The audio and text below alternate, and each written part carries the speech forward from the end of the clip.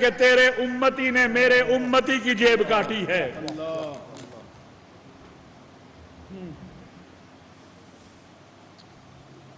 میں نے آج صبح ایک تصویر دیکھی جس میں چھوٹی چھوٹی بچیاں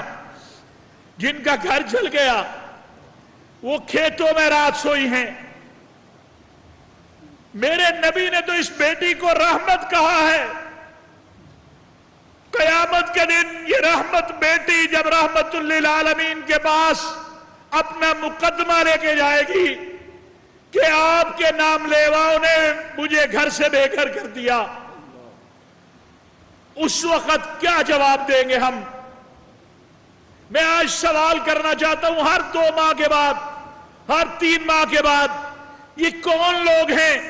یہ کس کے ماننے والے ہیں؟ ان کا تعلق کس سے ہے؟ اللہ کی قسم نہ یہ اسلام کی تعلیم ہے، نہ یہ محمد الرسول اللہ صلی اللہ علیہ وسلم کی تعلیم ہے کہ آپ کسی کو نقصان پہنچائیں۔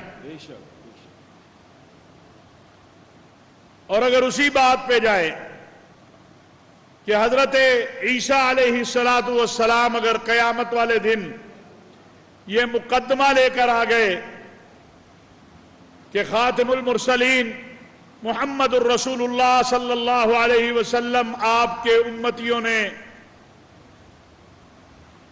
میرے ماننے والوں کے ساتھ یہ سلوک کیا تھا تو کہاں جائیں گے؟ میرے پاس کوئی لفظ نہیں ہے، مجھے معافی، شرمندگی، ہمیں یہ جملے چھوٹے لگ رہے ہیں۔ میں ریاست پاکستان کی طرف سے، حکومت پاکستان کی طرف سے، وزیر اعظم پاکستان کی طرف سے، پاکستان کے علماء، مشائخ اور مسلم عوام کی طرف سے جناب بشیر صاحب آپ سے معافی مانگتا ہوں۔ ہم آپ سے شرمندہ ہیں، ہم ان مسیحی بچیوں سے شرمندہ ہیں جو چھوٹی چھوٹی بچیاں رات کھیتوں میں جنہوں نے گزاری، سڑکوں پہ گزاری، جو اس خوف سے اپنے گھروں سے چلے گئے کہ کہیں ہمارے گھروں کو نقصان نہ پہنچ جائے۔ میں تو اس دین کا ماننے والا ہوں جس کا رب رب العالمین ہے، جس کا نبی رحمت للعالمین ہے۔ میرے پاس کوئی الفاظ نہیں ہیں، لیکن میں آج یہ سوال اپنی عدلیہ سے بھی کرنا چاہتا ہوں، اپنی حکومتوں سے بھی کرنا چاہتا ہوں۔ میں اس معاملے پہ کئی بار چیخ و پکار کر چکا ہوں کہ جوزف کلونی کے مجرموں کو اگر سزا دی گئی ہوتی تو آج ممکن ہے یہ معاملہ نہ ہوتا۔ ہمارے عدالتی نظام نے مسیح کو تو سزا سنا دی، لیکن جنہوں نے سینکڑوں لوگوں کو گھروں سے بے گھر کیا ان کے لیے کوئی سزا نہیں سنائی۔ کبھی ہم جڑا والا کا رونا روتے ہیں، کبھی ہم شانتی نگر کا رونا روتے ہیں، کبھی ہم گوجرا کا رونا روتے ہیں، کبھی ہم قصور کا رونا روتے ہیں۔ جناب چیف جسٹس آف پاکستان، پوری قوم مطالبہ کرتی ہے کہ عدالت بھی اسی چرچ میں لگاؤ جس کی صلیب کو توڑا گیا۔ 1 ماہ میں ٹرائل کرو۔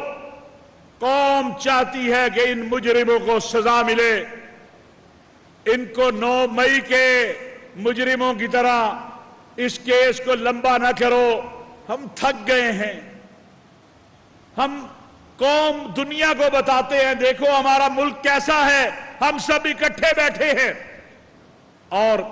ایک طرف ہم یہ قرآن کریم کے تقدس کے لیے سارے جمع تھے یہاں پر آج سے 1 ہفتہ پہلے۔ آج اس بائبل کو اور زبور کو جلایا گیا ہے،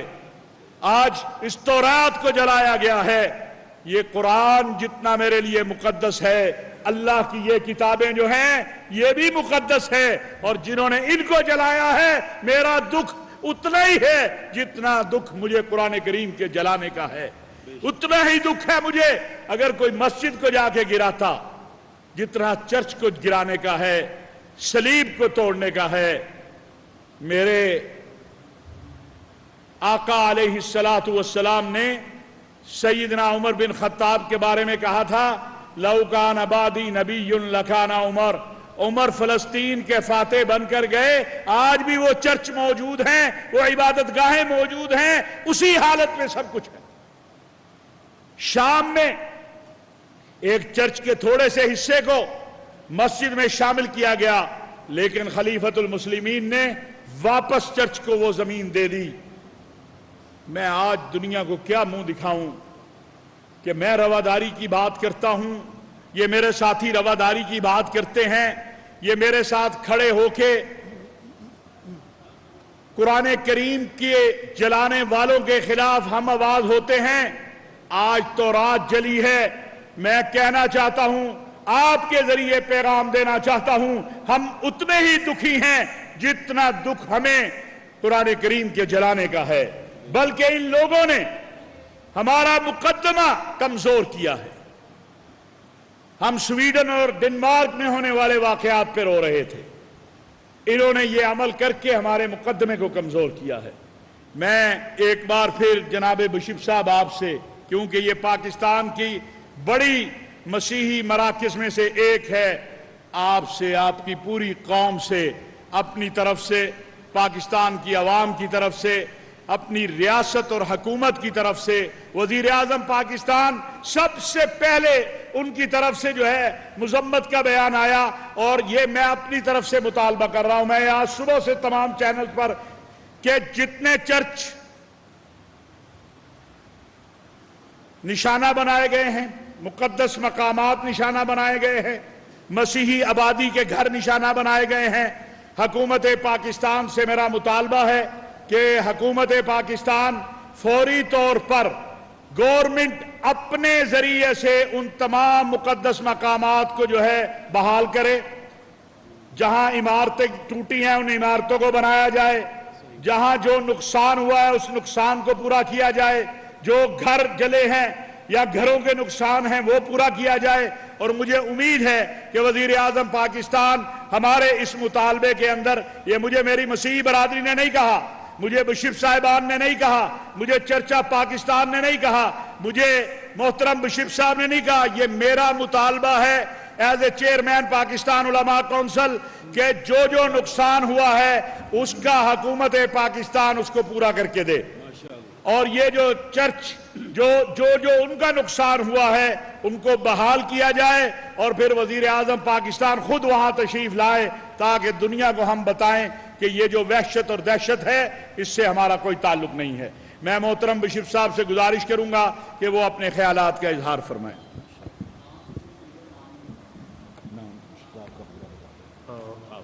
یہ نام بتا، آرچ بشپ ڈاکٹر سیباسٹین شاہ صاحب، آرچ بشپ۔ میں سب سے پہلے اپنے بھائی علامہ طاہر محمود اشرفی اور علامہ زبیر صاحب کا اور سارے لوگوں کا جو ہمارے ساتھ آئے ہیں، میں بھی ان کا شکر گزار ہوں کہ وہ ہمارے اس دکھ میں، اس تکلیف میں ہمارے ساتھ کھڑے ہیں۔ یہ اس وقت کافی دکھ کی بات ہے، مسیحی تکلیف میں ہیں، پریشانی میں ہیں کہ یہ ہمارے ساتھ کیا ہوا ہے۔ اس کی وجہ یہ بھی ہے کہ 14 اگست یعنی 2 دن پہلے سب نے وہاں پر سارے ملک میں 14 اگست منایا گیا، اور جھنڈے ابھی بھی کسی جگہوں پر جھنڈے بھی لگے ہوئے، اور سب نے ترانے یہی گائے کہ اس پرچم کے سائے تلے ہم ایک ہیں، ہم ایک ہیں۔ تو اس قسم کے واقعے نے اتنا خوف پیدا کیا، جس طرح سے بھائی بتا رہے تھے کہ بچے گھروں کو چھوڑ کر بھاگتے۔ یہ صبح سویرے میں ایک اور بات بھی کرنا چاہتا ہوں کہ یہ تقریباً صبح 6 بجے کے قریب، کل 6 بجے سے ہی یہ پریشانی، دوڑ بھاگ دوڑ، گھروں کو چھوڑ کر جانا یہ شروع ہو چکا تھا، اور وجہ یہ بتائی گئی کہ کسی شخص نے قرآن پاک کو جلایا ہے اور وہاں پر اپنے نام بھی لکھے ہوئے ہیں۔ میں یہ سوچتا ہوں کہ یہ کوئی ایک خاص پلاننگ کی گئی ہے، ورنہ پاکستان میں رہنے والا ہر مسیحی بچہ ہو یا بڑا، اسے تعلیم شروع سے ہی دی جاتی ہے، کیونکہ ہم 96% مسلمان بھائی بہنوں کے درمیان رہتے ہیں، اور مسیحی ٹوٹل ملا کر کوئی 2% ہیں۔ تو اتنی بڑی آبادی میں جتنے بھی آپ دیکھیں ہمارے کوئی گاؤں ہو شہر ہو کوئی بھی بستی ہو اس میں اگر 100 کے قریب مسلم خاندان ہیں تو وہاں پر 5 یا 6 مسیحی ہیں، تو ان کے آپس میں بنتی اس لیے اکٹھے رہ رہے ہیں، تو بنتی بھی آپس میں کوئی مسئلہ بھی نہیں ہے، ایک دوسرے کے گھر لینا دینا بھی ہے، ایک دوسروں کے گھروں میں جا کر کھانا بھی کھاتے ہیں، شادی بیاہوں میں بھی شریک ہوتے ہیں، تو سب کو پتہ ہے۔ پھر ہر مسیحی کو یہ پتہ ہے کہ قرآن پاک میں 20 سے زیادہ دفعہ یسوع المسیح کا نام دیا گیا ہے، 20 سے زیادہ۔ پھر یہ بھی ہر ایک کو پتہ ہے کہ ایک پوری سورت مقدسہ مریم کے نام پر۔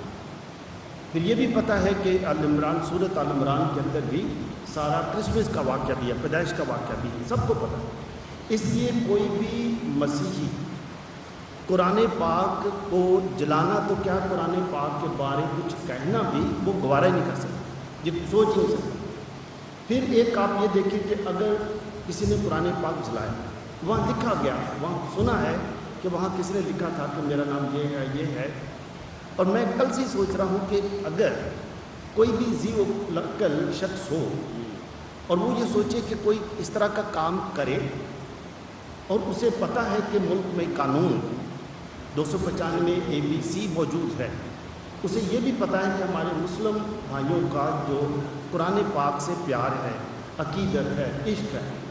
اس کی کوئی انتہا نہیں، وہ جان دے دیں گے، قربان ہو جائیں گے۔ تو اس طرح میں سوچتا ہوں کہ اگر کوئی شخص ایسا کرے،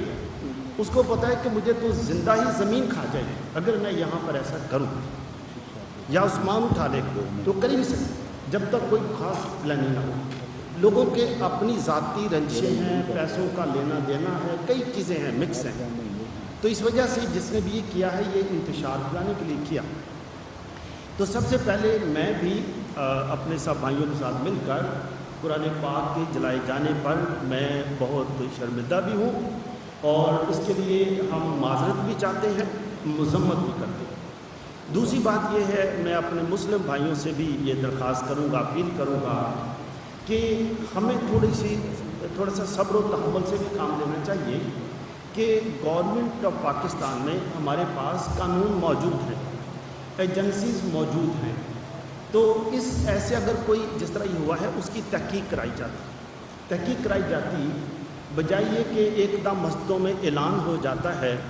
اور اعلان ہونے کے ساتھ ہی لوگ اکٹھے ہونا شروع ہو جاتے ہیں، تو لوگوں نے اکٹھے ہو کر بس ایک دم دھاوا بول دیا ایک دم، اور لوگ جو تھے بہت سارے لوگ وہ پہلے سے ہی گھروں سے بھاگ گئے تھے۔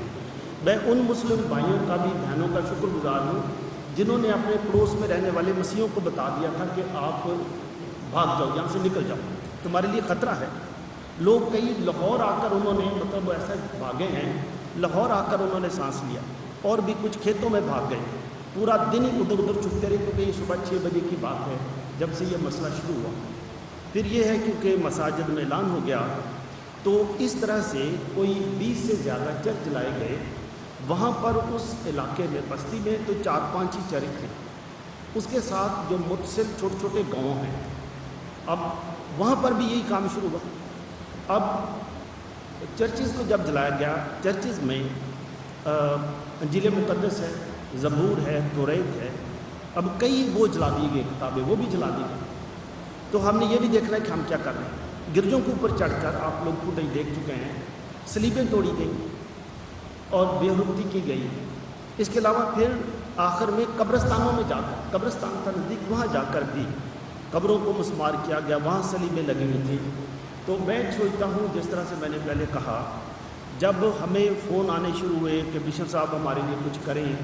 انہوں نے کچھ نے آپ کا نام لیا کہ بھائی علامہ طاہر اشرفی کہاں پر ہیں، میں نے کہا ہم رابطے میں ہیں۔ انہوں نے ہمارے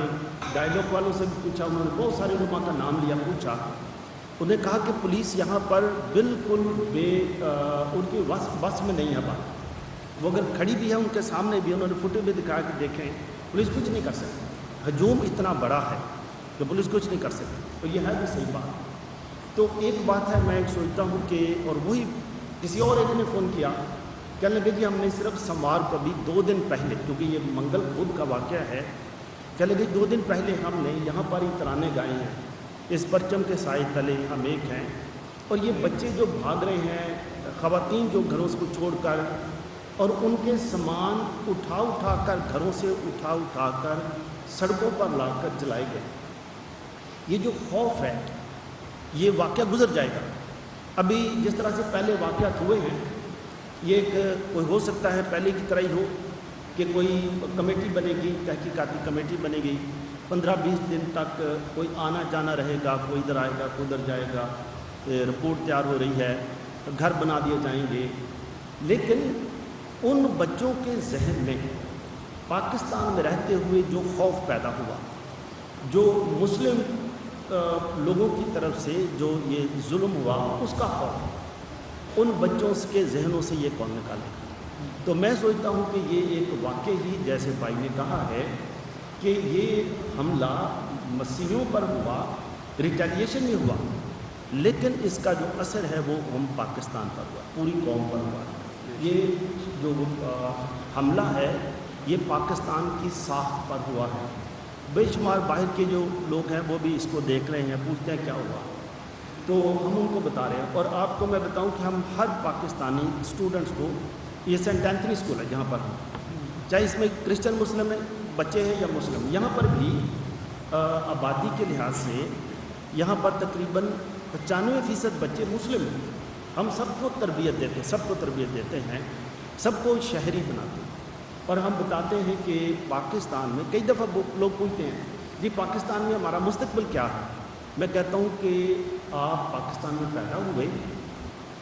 آپ کی پیدائش کا تعین آپ نے نہیں کیا، یہ خدا تعالیٰ کی طرف سے ہوا، آپ ادھر پیدا ہوئے۔ اگر آپ ادھر ہی پیدا ہوئے ہیں تو آپ نے اسی سرزمین پر محنت کرنی ہے، اسی سرزمین کو شاداب کرنا ہے،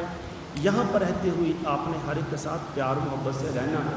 کیونکہ اگر میری خواہش ہوتی کہ میں کہیں پیدا ہوں تو میری اپنی خواہش سے ہوا، لیکن یہ خدا تعالیٰ کی طرف سے آپ ادھر ہی پیدا ہوئے، تو ادھر کی زمین کے لیے پیدا ہوئے، ہم نے ادھر ہی رہنا۔ تو آخر میں میری دعا بھی ہے کہ خدا ہم سب کو برکت دے تاکہ ہم